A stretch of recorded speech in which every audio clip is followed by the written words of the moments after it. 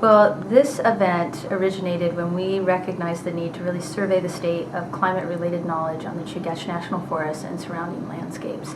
And we knew that we had Forest Service researchers looking at environmental and climate change on our landscape, but we also knew there were folks from the University of Alaska Anchorage, from other agencies like the USGS, and from outside universities, actually from across the nation.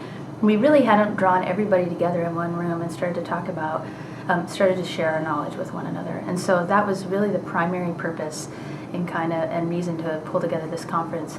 To the Moon really transformed our entire country in terms of prioritizing science and engineering. And there was a generation of us that grew up with that commitment set there by President Kennedy years ago. And that actually was a mission that took the whole world to science and technology. But we've lost track of that, and so everybody else is continuing to go to Jupiter and to Saturn, and we've kind of leveled off and decided other things are more important. So I think this national mission is an important part of developing it to a greater degree. There's a lot of irony in the fact that the country was totally destroyed by a whole series of tornadoes a week ago, and during that same week, we had people at the national level who were bragging about the fact that they eliminated the climate service from NOAA's budget. So here they are touting around the fact that they're so brilliant in their budgeting process that they've eliminated the ability of this country to understand the events that were just destroying residents across the country. And so that's where I think some of the irony comes in, is people, citizens say, well, Congress says that it's not important to know about climate. We just cut it in the budget. So I think there's this disconnect a little bit. So.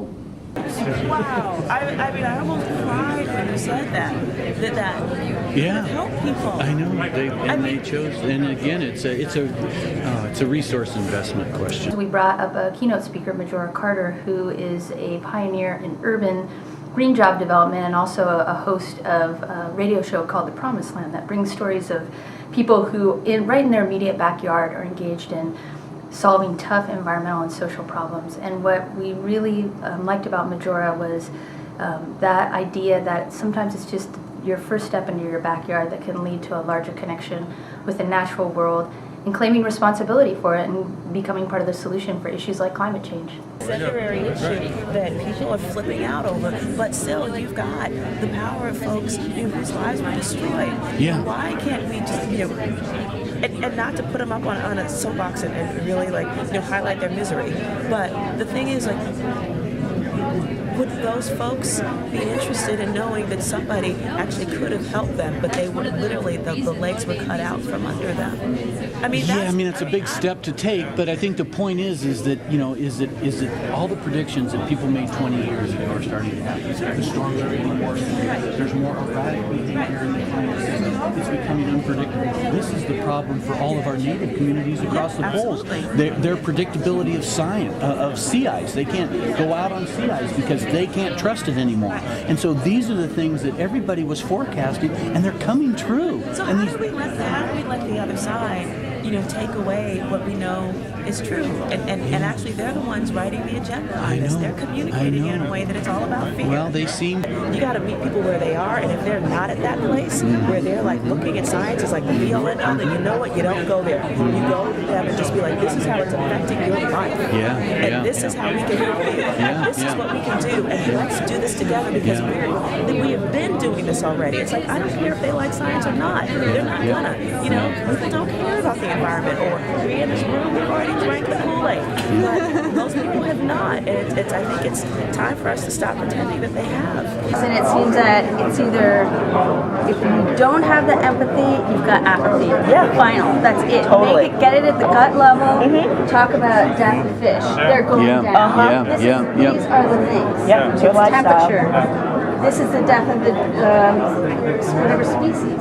And let's figure out a way to bring these things together so that you can get a job, so that your family can do these things. And that's what's starting to get attention right now. I shared at the conference a story of the shorebird, the godwit, because it's an excellent example of trying to help the public understand perspective. This is a species that resides in the summer in coastal marine flats of Alaska. It migrates during our winter, leaves here, travels 7,000 miles to New Zealand nonstop, where it spends our winter and feeds, and then returns to Alaska by way of the Yellow Sea. So it's a species that depends on the landscape in Alaska, in New Zealand, and in China to have its whole annual life cycle. From the standpoint of climate, global models suggest that the Alaska landscape is going to be wetter and warmer. The New Zealand landscape is not going to change very much, and the China Yellow Sea area is going to be sort of intermediate. So this species that makes this huge global migration is going to have to adjust to very dramatic conditions in 3 different parts of the world.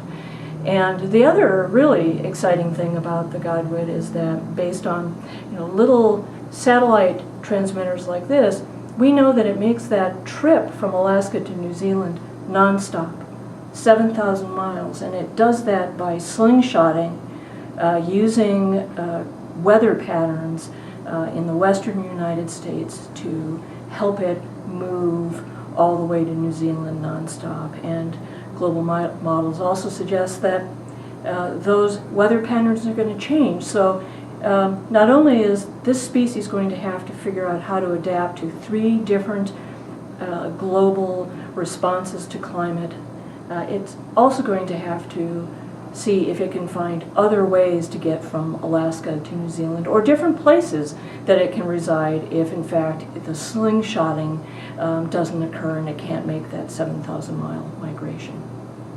I would personally, in answer to your question, challenge each of us in our various capacity, whether we work for a private business or a federal or public agency, whether we're part of the university or whether we're simply actively engaged citizens. We have to think about this, work on it, communicate about it, and challenge ourselves as a nation to actually do something about it. And what's been interesting to watch throughout the week is how, you're tired, you spend a day listening to this really intense information and engaged in dialogue, but what I've noticed is people's energy has actually been increasing throughout the week as they get to know one another better and really understand where there may be overlap in their work. So that kind of collaborative energy at an individual level is like just energizing the conference. I think that's like the single coolest thing I've noticed.